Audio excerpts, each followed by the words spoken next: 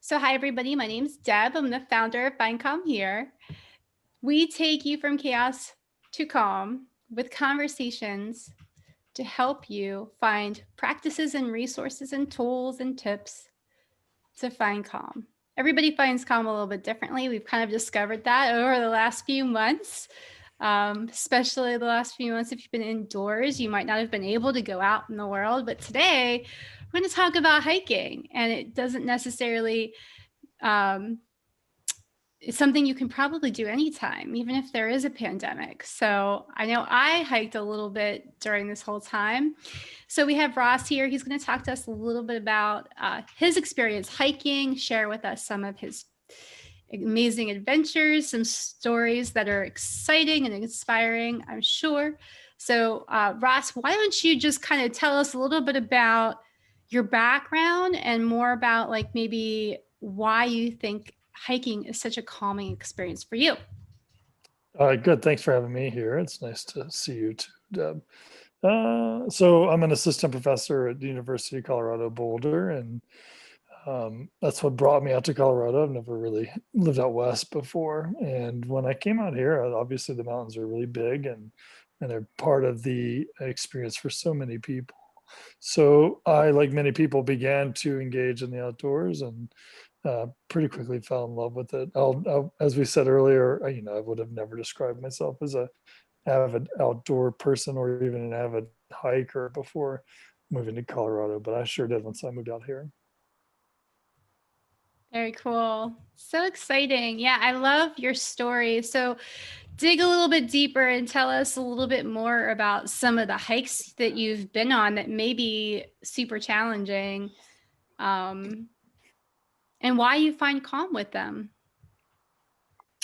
Yeah, so I didn't know this, but for me, it became apparent that once, I think hiking or engaging with outdoors is something for different for everybody. For me, it was about above tree line, which is, uh, might not be exactly correct, but around 12,000 feet ish.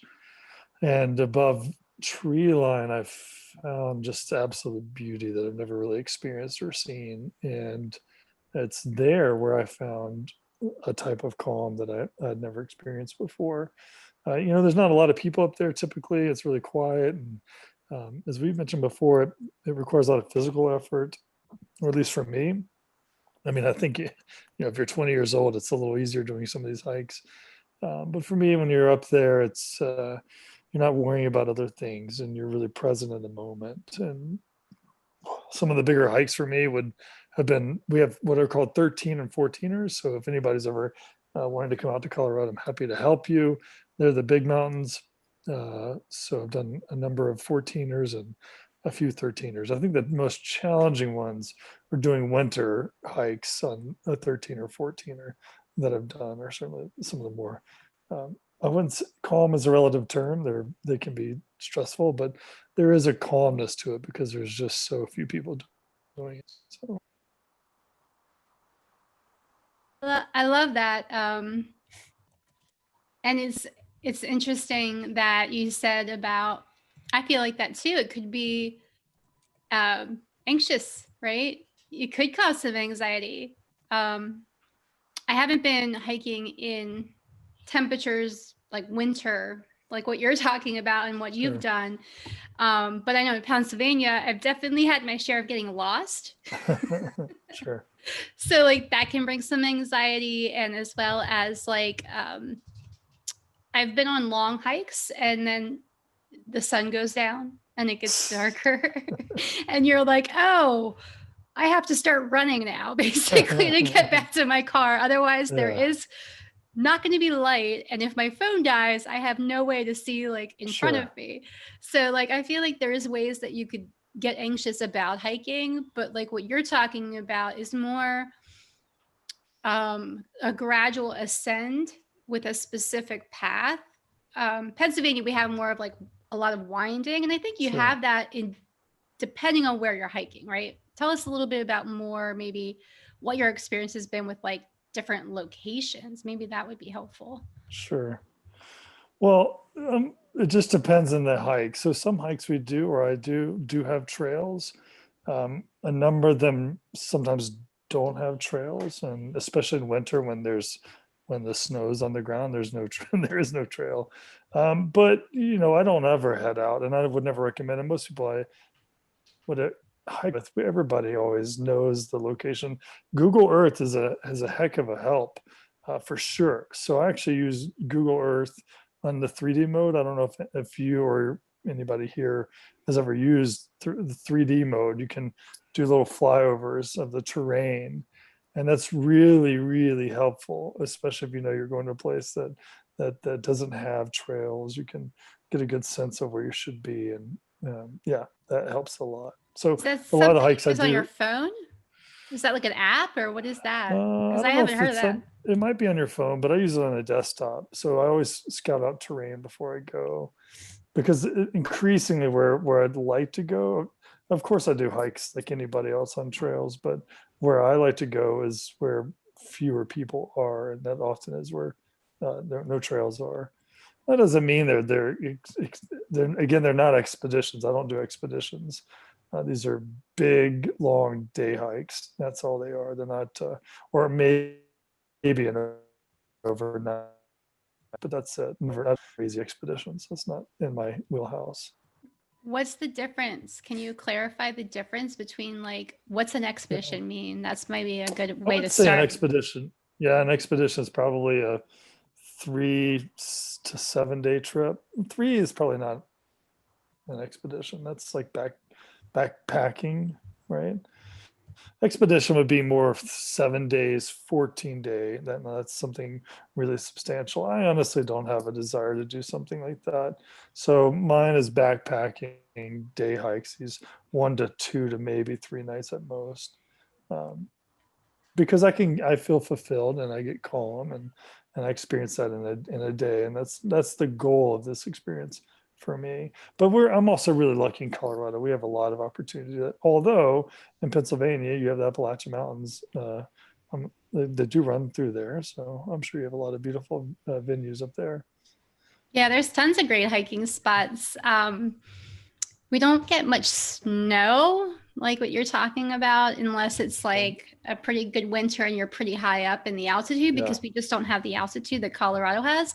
I loving. I mean, it's such a different experience to be hiking in Colorado than Pennsylvania. And I've been to Colorado twice now and just fell in love with the hiking out there and good. almost Yeah, it's considered really pretty. moving out there because of it, honestly, because I was just like, I could do this every day. Like I could walk out my door and this would be here. And I'm like, that's like, I'm sold, except for the fact that it's super expensive. Yeah, it is expensive. A lot of people are moving here, and it's driving up housing costs. And it's like Mm, Austin, Texas. Everybody's like, don't move here. This is a great yeah, town, but don't move here. yeah, Very cool. Well, if anybody wants to chime in with questions that you guys have about any hikes or like, we don't have to just talk about Colorado. We can talk about like tips around um, sure. things to do as far as like what you want to prepare for. I guess I want to take a poll here just to see. Todd, I know, is kind of experienced. Priscilla, I don't know how experienced you are with hiking. Sandy, I know you've done some hikes with me. So if you guys want to put in the chat or just unmute yourself and share a little bit about your experience, maybe like if you're a beginner, intermediate, or if you like have been on pretty many hikes, then put like advanced in there in the chat, Sandy or Todd. And I know Priscilla, I don't know, like maybe you want to chat and share first since you're already unmuted. Yeah, I would say somewhere in the middle, maybe intermediate. I've done a lot of hiking this year, especially. Good for you. Uh, we have something called the Capital Area Greenbelt in Harrisburg, PA, Cool. and it's like this big loop along the city. And there's just different parts to it. Some That's of it cool. is like near the waterfront because we're by the Susquehanna River. Some of it is paved, some of it is gravel, some of it is sand, dirt. It's a whole mix of things. But I would say that's actually pretty easy. Something that's a little bit more difficult would be doing certain spots along the AT or the Appalachian Trail. So I've done a couple of the points along that. Good for you. I've done Hawk Rock Mountain, and I've also done the White Rocks, and those were both me climbing a literal mountain. So I've done like, I guess a little bit of that, like the, the longer like hikes as in like, it's like, far distance wise. And then like the one that has like higher elevation, like climbing mountains. So that's kind of like my experience level. Cool. Priscilla, do you remember what the altitude or elevation is at Hawk Mountain? I don't remember, maybe 700 feet. I can't. I think it's 4 or 5,000. It's not high. Like we don't have Yeah, the 12,000. I haven't been on a 12,000. I think it's like definitely less than what Ross was mentioning. Right. But I don't know by how much of a altitude it is. But I mean, I would say it's pretty much a a good hike to go on. I would say, yeah, maybe intermediate, somewhere in that range. So like, you work out, but it's not like impossible to do. Right. Said And Hawk Mountain. yeah. Yeah, it looks like it's 1,500 elevation. There you go. 1,500. Okay, Yeah. there It you looks go. pretty. It looks pretty. Yeah, It's it was a lot of beautiful fun hike. to do. Yeah, I've been on that hike too. That's awesome, Priscilla. Is there Good. any places that you're like really wanting to go hiking that you've already like kind of thought about? Maybe Peters Mountain. I would like to try that sometime. Yeah. Cool. Cool. Good for you for getting out, especially in the pandemic. It's a Yes. beautiful hike too. It's a good coping mechanism. Sandy says I'm more of a beginner intermediate hiker, but I've done one backcountry hike, Zion National Park. Amazing. Barely survived. And Sandy and I went on a hike in Joshua Tree in August of this year when I was out there. Her and I went on a hike together, and it was like 100. Sandy, correct me if I'm wrong, but it was like 105 degrees, right? Yeah, it was around that. Where was this at? Joshua Tree. Oh, it's really pretty there. Yeah, it was a loop, so it wasn't too hard. It wasn't paved, but it was just like a loop. So it took us like an hour because we were like stopping, taking pictures, and going. So, it took us about an hour or two to finish the loop, but it was pretty fun. About the backcountry hike at Zion. So me and a group of friends, we hiked to the subway in Zion. So it's like really backcountry. It's really remote. You have to get a permit in order to hike there. And I was really unconditioned that time. It was like 3 years ago. I just came back from like a 3-month long travel, and I was really deconditioned.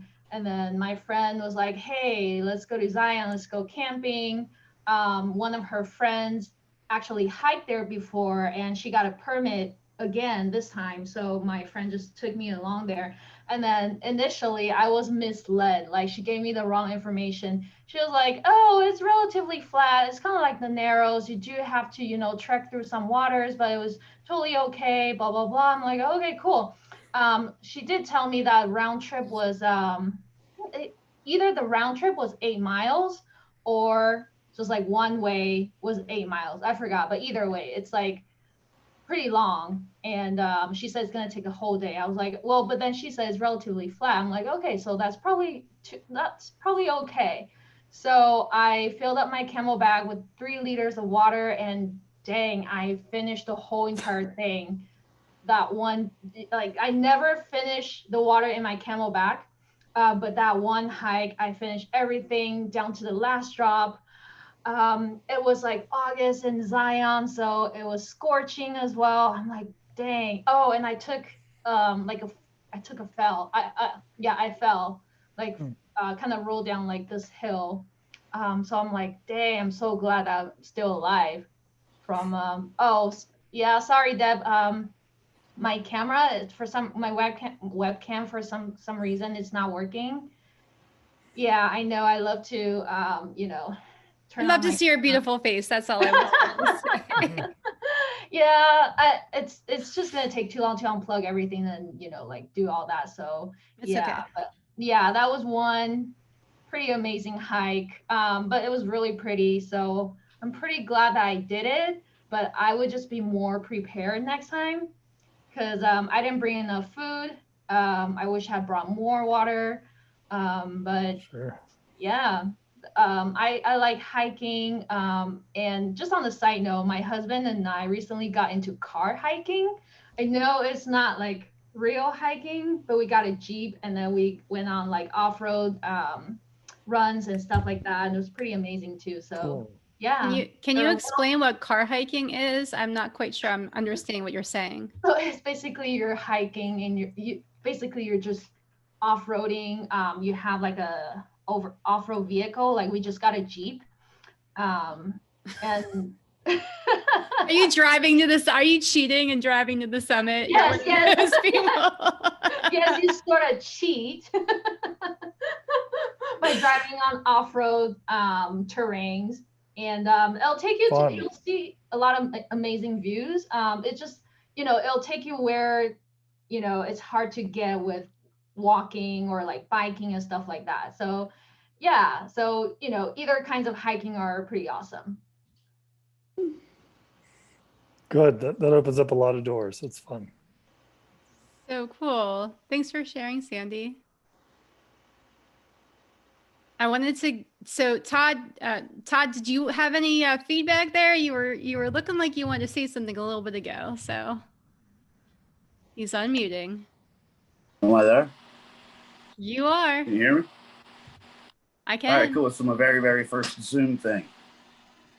Bear with me. Woo! It's party time. Bear with me. I got it on my monitor here, but I don't have a microphone or a camera on my computer. So I got you on the telephone. That's why I keep looking up. Oh. Nice to see you all. Hey, I'm an outdoor freak. Hiking's in my blood. I'm all things outdoors like that. It's all I ever do is research, canoeing, kayaking, biking, hiking, all that good stuff. Been all over the East Coast, a lot over the Appalachian Trail. I make a trip down to Shenandoah once or twice a year, do some nice backcountry down there, which is really cool. I've been to Zion. I've done the Narrows. Never forget that the rest of my life. That was a really, really, really unbelievable trip. And we did a short stint in the Grand Canyon at the same time. But again, never heard of car camping either. I've heard of, car camping I've heard of, but not car hiking. I never heard of that. Yeah. But I will look that up later. But no, I get down to and mostly solo. I do a lot of backpacking in the back. In the past, a lot of overnight trips, some week-long trips with friends, but times change. My buddies aren't into it anymore. So I do a lot of stuff solo now by myself, which is it's okay with me. As far as finding calm, man, it's all therapy. For sure. It is. From the minute I walk off the road and into the wood, everything changes for me. And I don't think about what I'm going to have for supper later. I don't think about nothing. I'll just go climb some rocks or climb a tree or something like that. I just can't get enough of being outside. So yeah, it's pretty universal. I do. The health benefits are there. But if I don't get out for a couple days, I can tell I need a fix. Right?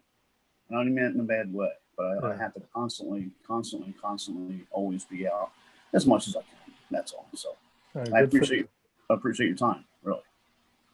It's good that you do that. You can see me too. We can see you. Yeah. Do you have any questions for Ross? Did you have any thoughts things you wanted to ask him as far as tips? It's good that you mentioned about solo travel because there is a lot of people that I've gotten called out on hiking by myself. People, because I'm a female, people will see me out hiking and I go hiking pretty much by myself all the time. And they're like, "You're by yourself?" And I'm like, I agree. Yeah. Yeah, I mean, I have 2 legs, I have a cell phone, I don't know, I don't carry a knife, I don't carry any defensive things whatsoever. I know what you mean, but I've never had any kind of occurrence up until yet, I should say, where I was actually needing to defend myself, to be honest with you. One thing I've done recently is I've got this app called All Trails. And a lot of people seem to like this app, and so do I. It's leading me into a lot of places that are local that I've never been before, and I really like it. The problem is when you get off road, the next thing you know, you don't have a connection. And I'm reading my All Trails app, and it says, "Go up here and make a left." All right, go up here and make a left, and all of a sudden I got nothing. So I don't mind being lost. I've done it a bunch of times. However, that's the only downside, and maybe it's because of my phone. I don't know, but all trails for me right now has been a real blessing. They have a good feature where you can record your hike, and so if you go out, it can help help both navigate you home and also prevent you from getting lost too, which is really helpful. Yeah, yeah. I have 2 other apps that are similar to that, but All Trails seems to be the best one, Yeah, or the that's a most good updated one so far. So that's it. Well, that's a Good. good question I'm though. sorry. Ross, did you have any recommendations around, navigation as far as when you're not able to have some internet connection? You're talking about some things that you do offline before. Is there resources you can share or tips about that? Sure. I mean, something like All Trails is really helpful. In fact, it's pretty extensive. So I would recommend, it's likely that if it's in the United States, that if it's a trail, it's likely to be on All Trails for sure.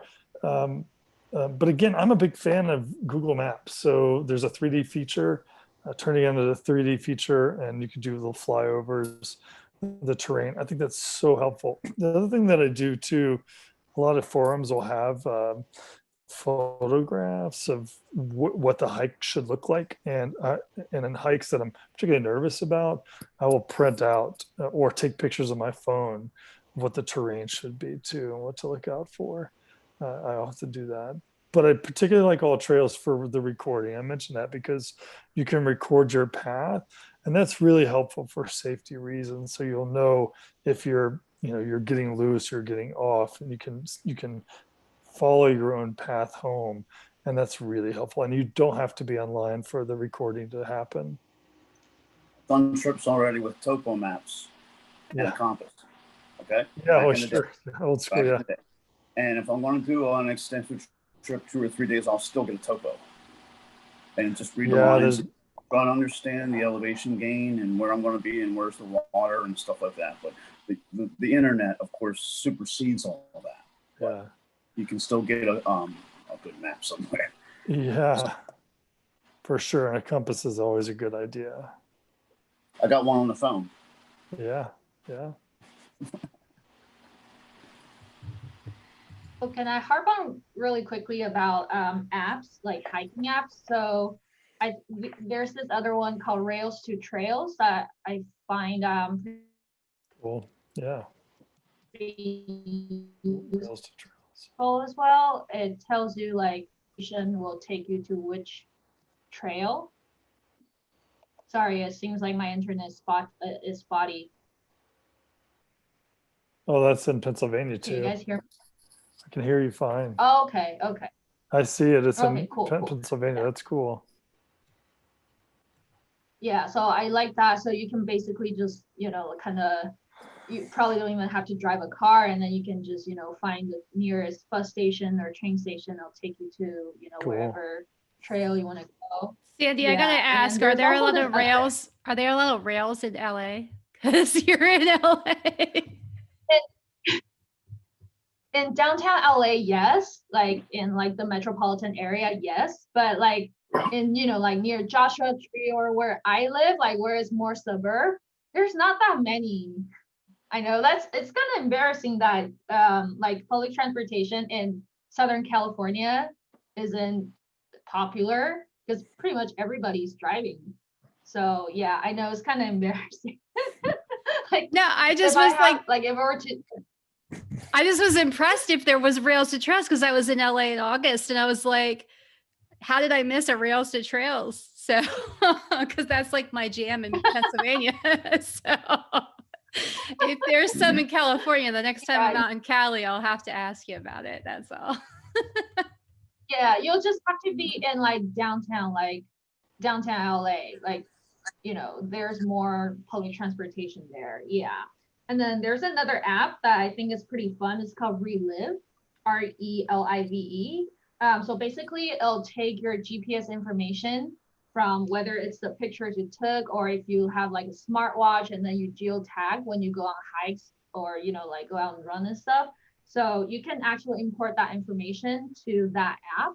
and then it'll generate like really cool like itinerary or map for you. Like for example, good. you hike this one trail, and then it'll like gather the pictures from your phone or just any relevant information, just put out kind of like a short timeline for you, like, oh, you did this hike today, you saw these on your way or something like that. Yeah, pretty fun.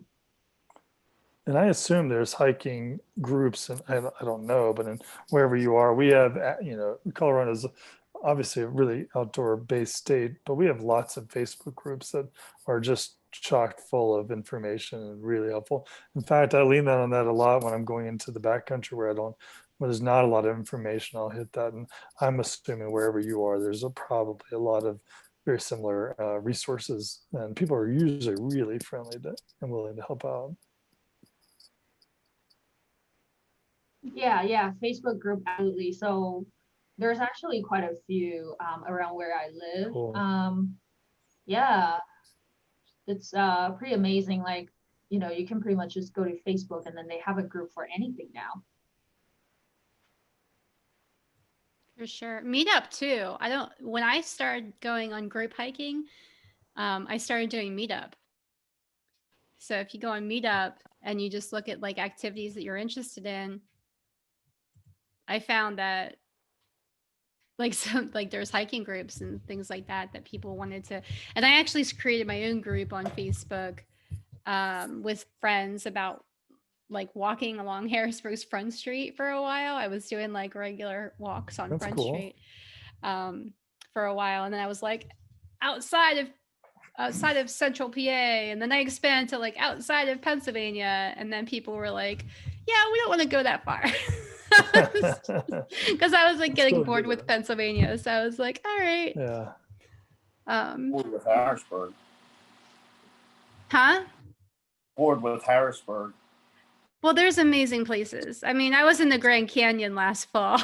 A year ago in October, I was in the Grand Canyon, although I didn't get to hike the Grand Canyon.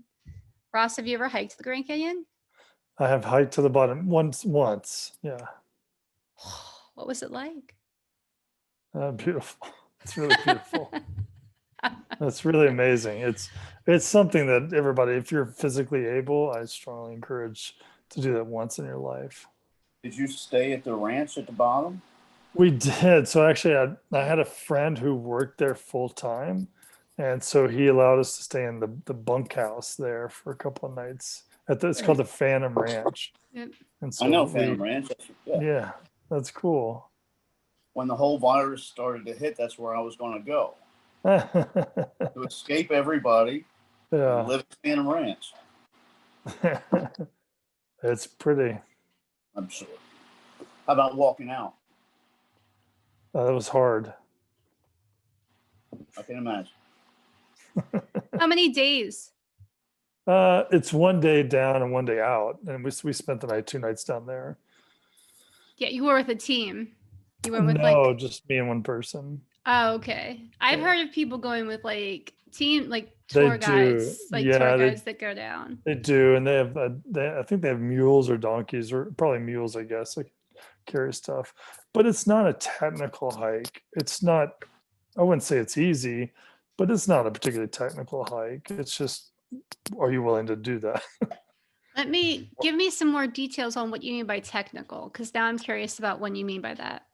Well, there are no obstacles. It's just walking. So it's effectively walking down and then walking up. Long as you can walk. Yeah. So there's no bouldering. There's no points. You're not using your hands. You're not climbing up something. You're just walking. Deb, you've done Ricketts Glen? No. Where's that? No, I'm asking Deb. She's done Ricketts Glen? Oh yeah, I've done a lot of hikes. Ricketts Glen is one of many. Okay. Ricketts Glen is pretty rough. Ricketts Glen is technical. In the winter. That is a good definition, but it's even in the summer, it's a good definition of a technical trail. Yeah, I could see that. You know what I mean? I mean, there's a lot of winding. There's a lot of, you don't want to trip and slip there. There's a lot of Pennsylvania trails are like that though. And with the leaves fall, what happened, I went hiking 2 weeks ago And I literally sat on my butt and slid down a hill because there was no other option for me. Otherwise, I would have been toppling and like rolling down the hill. Yeah, I understand. And hitting my head on rocks as I went down, probably because it was so slippy. Because I went during when it was raining, which is not a good idea because there was leaves everywhere. Not a good idea. So don't do what I just did. It's good for pictures. It is, but I didn't even pull my camera out because I was too afraid that I was going to fall. I know. So Ross and Todd are also professional photographers, and Todd likes to pick on me whenever I use my cell phone instead of my digital camera for a photograph. So It's not a camera, it's a phone. But Ross is an amazing photographer. Tell us a little bit about what images you capture since we're transitioning to photography a little bit, Ross. Sure, I can share if you want. Yeah. Do you see at the bottom where it says more? There you go. Yeah, are you able to see that? Yep. Yeah, so here's some pictures, and this is when I say above tree line, this is what I mean, this type of landscape. That's a project I worked on, but yeah, this is where I'm particularly fond of this type of hiking, this type of landscape. It's really, really wonderful. Are you able to see that? Yeah, we can see see your Yeah. Instagram. Yep, for sure. So I do a lot of this type of. 14,000 feet. Yeah. This is up in Wyoming. Is that in Colorado? That was in Colorado, yeah. And this is in Wyoming. This is really beautiful over the summer. So we hike a lot. I explore a lot in Colorado. This is called scree. This is all you do is just go up in rocks. What's the appeal of that? Can I ask? Well, the appeal of it is this. When Okay. you're on top, and it's just stunning. I mean, there's very few feelings that I've experienced in life that are akin to, when you're up there all alone. It's just so incredible. So yeah, here's a good one from the summer. This was actually in July. There's still a lot of snow on the ground, but it's just so beautiful up there. 13.6 or 13.4, I think that one was. That was, yeah, probably. I was injured, so I ruptured my Achilles. So I was pretty hurt for a long time. So I've just started hiking again this summer. It took me a long time to recover. Yeah, I was going to ask you. I saw about your injury on Facebook, and I was curious, Here's like, some other what ones. happened there, or if you wanted to share a little bit about the story behind, Yeah, so I was a big hiker. I hiked all the time. And then last summer, I was playing basketball. I played basketball growing up, and just a full tear on the Achilles, a full separation. Pretty rough. It's a pretty devastating injury. And so I get significant surgery, and it took a long time to recover. I wasn't sure if I'd even be able to hike again, but we were able to hike this summer and just back at it. So it's good. That's amazing. I was wondering if it was hike related or if it was because I didn't It was know. basketball. It's pretty Yeah. common injury for somebody in their, my age too. It evidently ends up being a pretty common injury for people. It's the quick movement on the, like if you're playing tennis or something, it's just that quick lateral movement that tends to injure people. Yeah. Well, your photographs are beautiful.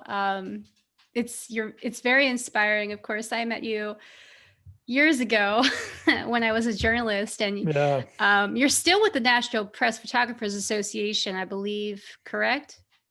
I am. I'm on the board of directors for the National Press Photographers Association. Yeah, you were doing a lot of mentorship. Are you still doing mentorship? I do. So I'm a professor at the university. We do a lot of service and a lot of things like that. That's so cool. It's so great that you still want to give back in that way after for so long. You've been doing it just for a long time. Thanks. It's an amazing thing. I just was thinking about that, wanted to mention it. Oh, thank you. And it's good that you're doing this too. I'm glad that you're doing this. Yeah, it's so cool. Oh, Sandy just said she followed you on Instagram. Oh, good. I I'll did follow her post back. I did post links of some of the things that we mentioned. The Google Earth, I put a link in there. I put a link for all trails. I put a link for the Rails to Trails that I found. Cool. And then I put a link to that Relieve, Sandy. So if I'm not accurate on those links, then put the right one in if I got them wrong at all, for sure. I wanted to ask about some safety tips as far as like getting out hiking for beginners. We started in the beginning of talking about most of us here are probably beginner to intermediate. Sure. We're not the advanced level of like putting picks on our feet and in our sure. hands and all that good stuff. So maybe you could share some of that. Yeah, I think the biggest thing is always, especially early on, just go with somebody you know and trust and who can communicate well with. And preferably somebody who knows more than you if you can. And if you can find that person who knows more than you, then I wouldn't go it alone until you're really comfortable and you know what your capabilities are. You always hear this, and it's the truth. Bring more water than you think you need to bring. That, I found that even more important than food, for sure. Always bring more water than you think. Bring good cover, sunscreen, all the basics. Importantly, let somebody know where you're going, and for a variety of reasons. I always let somebody know where I'm going and when I'm expected to be home too, and the projected route that we're going. And that's a good way in case something did happen. People know where to go look for you and get assistance. How about water filtration? Did you ever try that?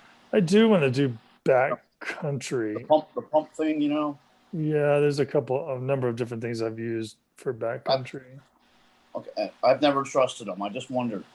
Yeah. If you did.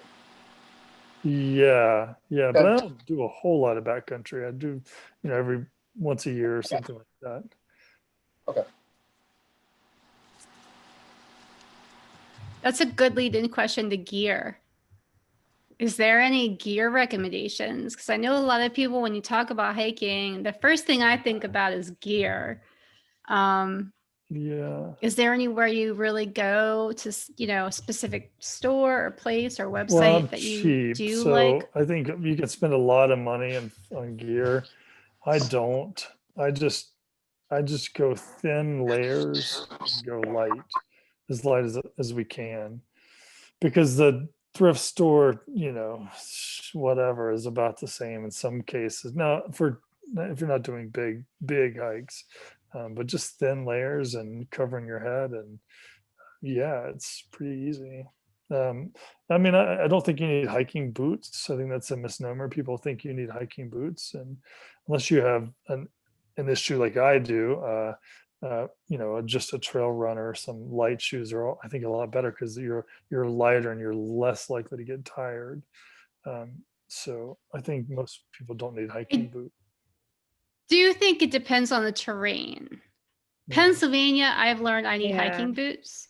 If I go west, I don't bring hiking boots typically because it's like it's not as rocky depending on where, usually I'm going on places that aren't as rocky, whereas Pennsylvania, I'm like doing more things where I could twist my ankle, and I have those higher boots that protect from me twisting my ankle, because that was what was recommended to me. Yeah, to each their own. And I thought that too, but I have quite a number of doctor friends and people out here who are really active in hiking who don't wear hiking boots. It strengthens your ankle, and it's just lighter gear. So, I just don't, I'm not saying to not use hiking boots. If one is comfortable with hiking boots, go for it. But I am suggesting that there may not be as necessary as one might think, and it can help you be a lot lighter and a lot more mobile.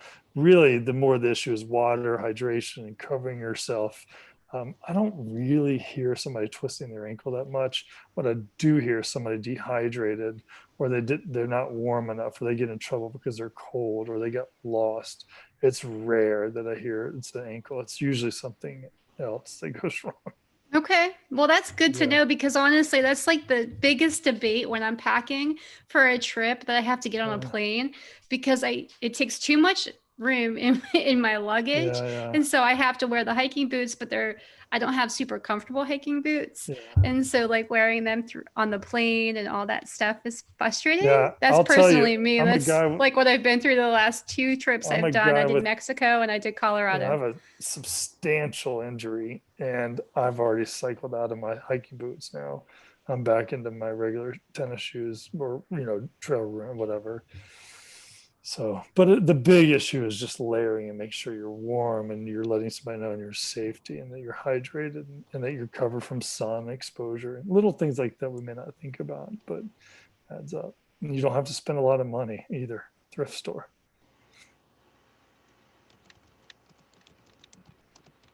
Who else has got questions? Sandy?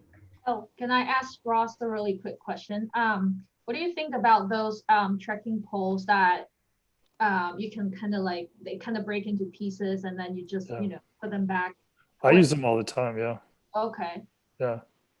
Because you can't adjust to your height, so I wasn't sure if it's like, if it's good or if it's like, I'll do the job or.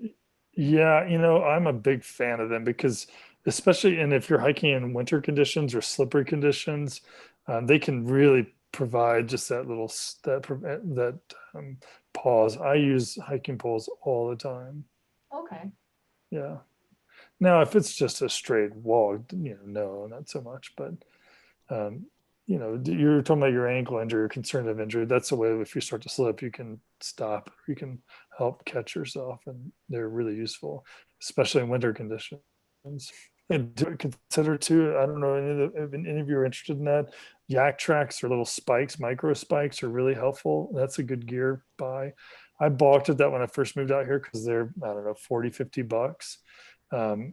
But they're really helpful, and your micro spikes, you can buy them and they'll last for years, and that enables a lot of opportunity for winter hiking and winter conditions, and they really grip really well. And I'm sure in Pennsylvania in the upper elevation you do get some of that winter weather, I would assume. I'll put in a micro spike search. Yeah, I was just gonna say if you could share in the chat or later after Sure. this call about the resources on that. Yeah, there's specific trails like Ricketts Glen Todd mentioned about earlier. There's definitely specific places in Pennsylvania, New York, and upstate North New England that you need to have spikes. Like they don't allow you to go out hiking unless you have the spikes. Yeah. They'll kick you out of the park. Oh yeah. You can get something cheap like this. I just posted. You can spend a little bit more money, but they're really well worth it. And there is a substantial difference in wearing these and not wearing these in icy conditions.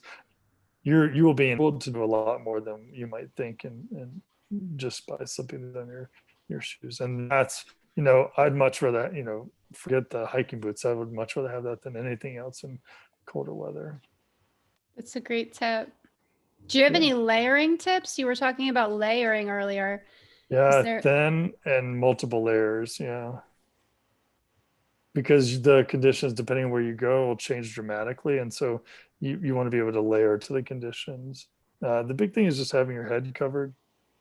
So, or having the ability to cover your head or not cover your head, because that's where we lose most of our heat. I get too hot when I wear like a wool hat or like sure. Like a hoodie or something. So I tend to like bring it on and off, move it. Like I have a hood on my jacket and then cover like that. Sandy, did you have any other questions, dear? I wanted to ask Ross about like layering. So I heard like it's best to have wool inside, like your base layers, or it's better to have wool because they're kind of like they kind of keep you warm, and then so more towards outerwear, it's better to have like windbreakers or things that it gets the wind off of you for sure. That sounds good. I mean, that helps with water resistant. The big thing is getting chilled and getting cold, so you want to make sure you protect yourself from getting damp and cold conditions. Everybody's different. I just layer up. That's probably not the best way. I'm just so cheap. And I found that I can just wear multiple layers from, I don't know, thrift store. But, you know, you can also blow a ton of money at REI and they'll tell you what to do. It depends on your budget. But I'll tell you, I've done some brutally cold hikes and gear that I just buy from the thrift store. Now, it's not the best light technical gear. So I'm not advocating for that because one could easily say, I want to spend that money. But, you know, I've got a little hoodie that I wear and I wear multiple thin layers and yeah, just keeping your hands warm and your face. I do wear like the full head gear that, you know, you can buy that. And the goal is whatever you feel comfortable wearing and retaining body heat is good. You know, I'm a big fan of sun protection too, and making sure I have like a hat and the wrap around that you can use, little full sun hat. So, but yeah, wool's great. Wool's great. So you recommend doing winter hikes? I've I heard of people do. doing that around here, but I'm always thinking like, isn't that kind Yeah. of cold? But you're saying as No. long as you keep it layered, you should be fine and shouldn't No, have a problem. absolutely. Yeah. Okay. I've done like, I'm telling you, like ridiculously cold. It's like ridiculously cold. And I'm not talking 20 degrees. I'm talking about sub-zero temps that are Wow. with winds that are really howling. And the thing that you'll need to consider is just where is the route and making sure you maybe have those little micro spikes. Here's why it's really good. There'll be hardly anybody out. And if you're looking to find calm, I find them in winter hikes. That's some of the most precious moments of my life are out in, and then you'll be, as long as your head's covered, you'll be surprised at how warm you'll be, especially if you're exerting a lot of temperature. As long as you know where you're going to, and you don't want to go into So you you don't want to go into recommend the doing woods. it because you find calmness? Is that pretty much the I benefit? do, yeah. Okay. There's so few people out in winter conditions, it drives people away, and so I find it a nice reflection married with physical exertion. I'm happy if you wanted to, and Deb has my email. If you wanted to email me like where you live and some spots that you are considering, I can do a quick, that 3D Google search or a search is really great at finding locations and spots and routes. I can quickly look up spaces that are pretty safe. Okay. Yeah, I was concerned about like the cold and then like the snow. Like when you do these winter hikes, do you do it when it's snowing or you don't do that? I do, but it depends. This is the terrain. So you don't want to hike in places where it's going to stack up. And then it's just called post holing. It's miserable. And I hate that. But if you can find places that are near ridge lines or windswept, the snow can actually, depending on where you're talking about, can actually get quite hard. And so you're staying on top of the material. You're not really sinking in. So I can only speak for Colorado, but I'm happy to look where you are. January is actually a fantastic time to hike, and February is a fantastic time to hike. Whereas April's not as much because the snow starts to get so soft, you sink in. Mm-hmm. So it just depends. But I'm happy to offer suggestions where you are, and it begins with just a winter walk locally and start expanding. I think you'll find it's quite rewarding, unless you don't like the cold, and you won't like it at all. All right, I'll It's consider either it. Thank you. Yeah. it's either you hike 4 months out of the year, or you hike 12 months out of the year. Well, Right? I'm just saying. put it in those terms. Buckle up, put your hat on, layer up, and get out, because it's even more calm in the winter sometimes. As he said, there's nobody around. I'll share these pictures just so you see. These are some of the hikes I've done in winter, and they're just incredible. It's just when That's you're not in Pennsylvania. when you're up here. No, it's colder up where he's doing it. It's quite cold. I've been to Colorado and I've been hiking on the That's hike great. that Ross recommended, and it was the middle of July, and we went from like 70-degree weather to like Freaking fun, snow, yeah. which is crazy in like a matter of an hour. Yeah, this is a good video of what it looks There you like. go. Can you see that? Woo! Yeah. Yeah. Nice. But you'll see there's nobody there. It's really fun. Mhm. Really beautiful. But I'll stop the share. To each their own. I'm happy to help you, and if you wanted to, just let me know where you are in your range of activity, either short term or midterm plans. I'm happy to scout out some locations and offer suggestions. Cool. Thanks. It's really fun. Very cool. Yeah, I did share Ross's website in the event information, and that'll be also in the Find Calm Here community, which you guys Cool. are all inside as well. So you can connect in there and share any other tips you have or feedback about.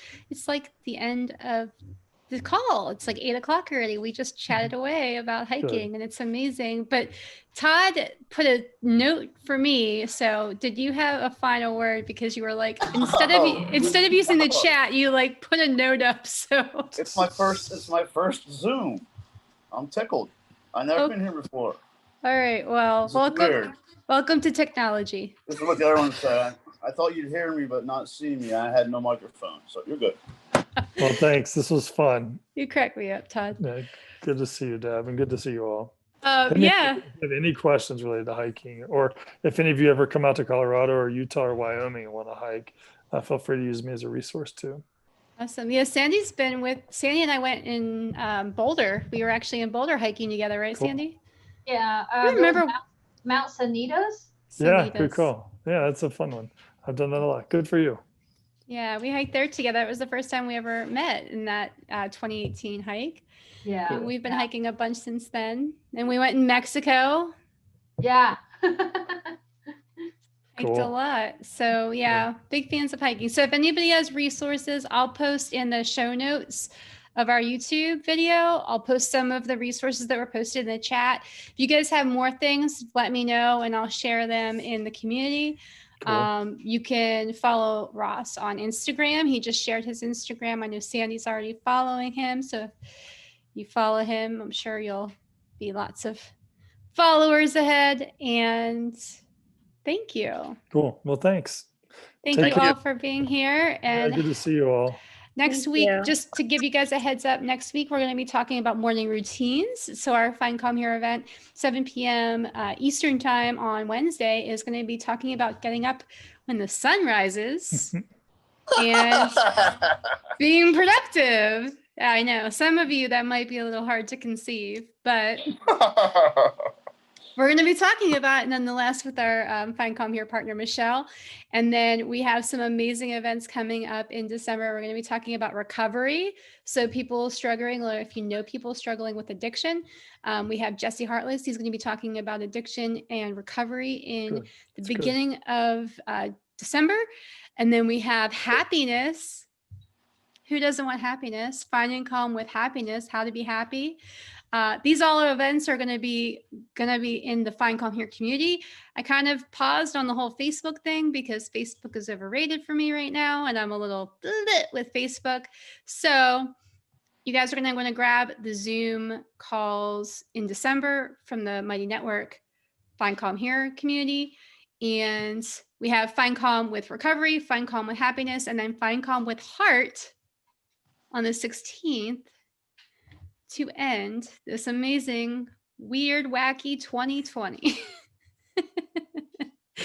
And I thank you all for being here. This recording will be on YouTube, so you can check it out again and share it with your friends. Have a good week. Talk to you later. Cool. Good to see you all. Thanks, Deb. Thank you. Yeah, thanks, Deb. Good to see you all. Bye. See y'all. See y'all. Have a good night. Bye.